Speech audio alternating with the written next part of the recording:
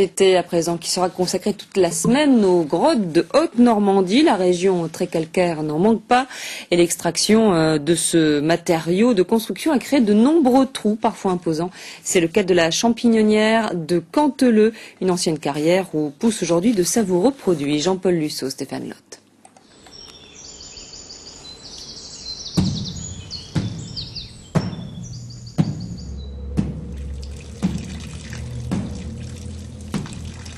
Les grottes sont des histoires de temps. Des générations de carriers du Moyen-Âge ont creusé ici pour bâtir les maisons de la ville de Rouen toutes proches. Gravé dans la craie, l'art des tailleurs de pierre est toujours lisible. Depuis le début du XXe siècle, on cultive des champignons. Rouen poursuit cette tradition. Ces champignons, les shiitakes, sont d'origine asiatique. Dans la nature, ils poussent sur du chêne. Rouen, avec de la sciure et de la paille, a reconstitué le milieu jusqu'au détail. Tous les 2 jours, Rouen stimule ces champignons. Il a une fâcheuse tendance à s'endormir. Donc il faut le réveiller tous les 2 jours. Sinon il est capable de végéter pendant 6 mois dans le bloc sans sortir. Donc le fait de lui donner des vibrations le réveille, comme s'il était sur son arbre. Est-ce qu'un arbre, ça vibre naturellement? L'arbre simplement, mais le fait de pousser, lui, il va craquer, il va bouger. Et comme c'est un parasite de l'arbre, qui se nourrit de l'arbre, il a besoin du même phénomène dans la culture. En frappant comme ça, vous voyez maintenant, on a percé le mystère de la culture du champignon chinois. 12 heures de lumière, 12 heures d'obscurité sont nécessaires aux shiitakes, mais aussi aux pleurotes. Rouen a de l'espace pour travailler, 5000 m² de galeries. C'est la partie obscure de la grotte. La lumière, là, y est proscrite. Ici pousse ce capricieux de blond d'Anjou. Alors celui-ci, plus il va avoir de lumière, moins il va pousser.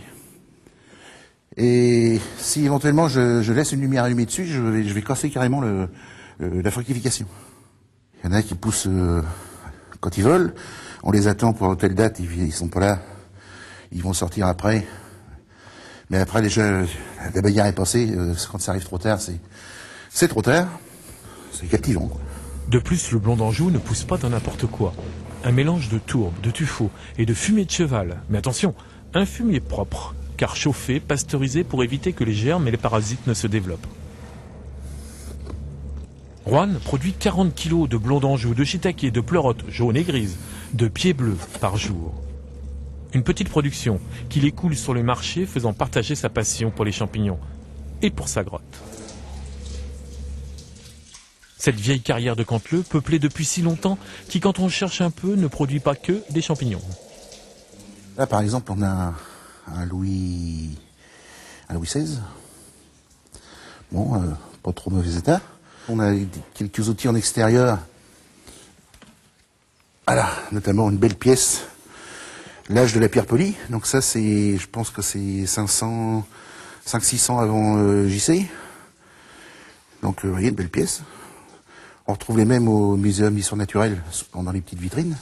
La carrière de Canteleu a été grotte naturelle d'abord, creusée par l'eau, abri préhistorique, puis médiévale, un refuge durant les guerres, durant toutes les guerres. Mais l'avenir de la dernière activité, la champignonnière, n'est pas assuré. L'heure de la retraite va bientôt sonner pour Rouen et il ne connaît personne qui prendrait sa suite, jardinier de la nuit.